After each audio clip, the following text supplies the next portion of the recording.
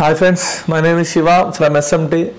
So friends, ఈ వీడియోలో అయితే మనం రెసిస్టెన్సీ వాల్యూ ఆన్ ప్యాడ్స్ దాని గురించి అయితే తెలుసుకుందాం. ఆల్రెడీ లాస్ట్ వీడియోస్లో అయితే మీకు వీటి గురించి కంప్లీట్ వీడియోస్ అయితే చేయడం జరిగింది.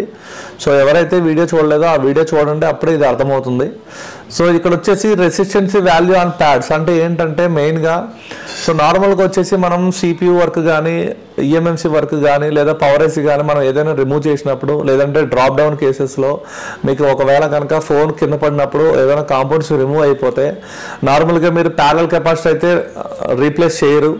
అండ్ అదేవిధంగా కాయిల్ అయితే మీరు FLs అయితే జంపర్లు వేయడం ఇలా చేయడం జరుగుతుంది. ఒకవేళ అదే మీకు రెసిస్టర్ అయితే ఆ రెసిస్టర్ ఖచ్చితంగా సేమ్ వాల్యూ రెసిస్టర్ వేయాలి కదా, అక్కడ మనకి జంపర్స్ వేయడానికి అయితే పాసిబిలిటీ ఉండదు. సో అక్కడ మనకి ఎంత వాల్యూ ఉందనేది తెలుసుకోవడం అనేది కావాలి. సో దానికోసం మనం స్కెమాటిక్ ఓపెన్ చేసి స్కెమాటిక్లో అయితే చూడడం జరుగుతుంది. లేఅవుట్లో మనం చూసి ఆ కాంపోనెంట్ ఎక్కడ ఉందో దాన్నే స్కెమాటిక్లో కొడితే ఆ నెంబర్ని అక్కడైతే మనకు చూపించడం జరుగుతుంది.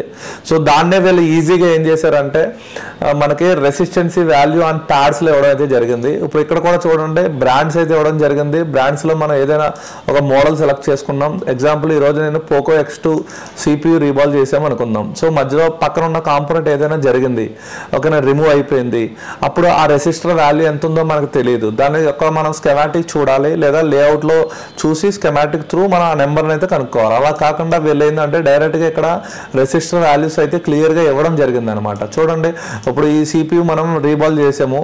రీబాల్ చేసినప్పుడు పొరపాటున మీరు విచ్ చేసినప్పుడు కానీ లేదంటే ఏదైనా గ్లూని క్లీన్ చేసినప్పుడు రెసిస్టర్ అనేది రిమూవ్ అయిపోయింది అనుకుందాం. అప్పుడు ఈ రెసిస్టర్ వాల్యూ ఎంత ఉందో మీకు తెలియాలి.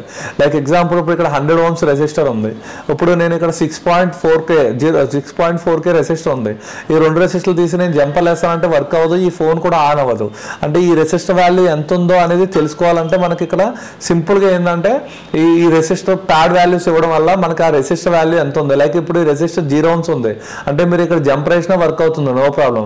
బట్ ఈ రెసిస్టర్ వాల్యూ 121K ఉంది అంటే ఇక్కడ ఖచ్చితంగా రెసిస్టర్ని రీప్లేస్ చేయాలి. దీంట్లో మీకు పుల్ అప్ రెసిస్టర్లు అంటే ఏంటి, పుల్ డౌన్ రెసిస్టర్లు అంటే ఏంటి, అసలు రెసిస్టర్ వర్కింగ్ ఫంక్షన్ ఏంటి, కంప్లీట్ నాలెడ్జ్ ఉంటే ఇది మీకు చాలా బాగా యూజ్ అవుతుంది.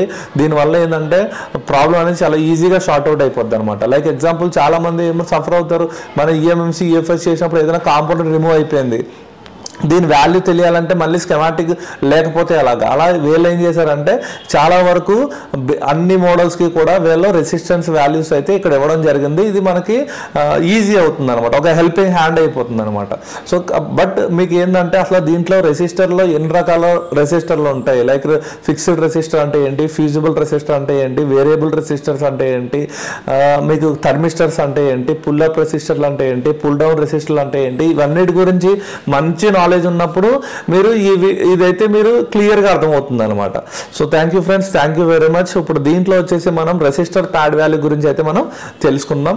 నెక్స్ట్ వీడియోలో మనం స్కెమాటిక్ గురించి కంప్లీట్ నాలెడ్జ్ అయితే తెలుసుకుందాం. Thank you friends, thank you very much.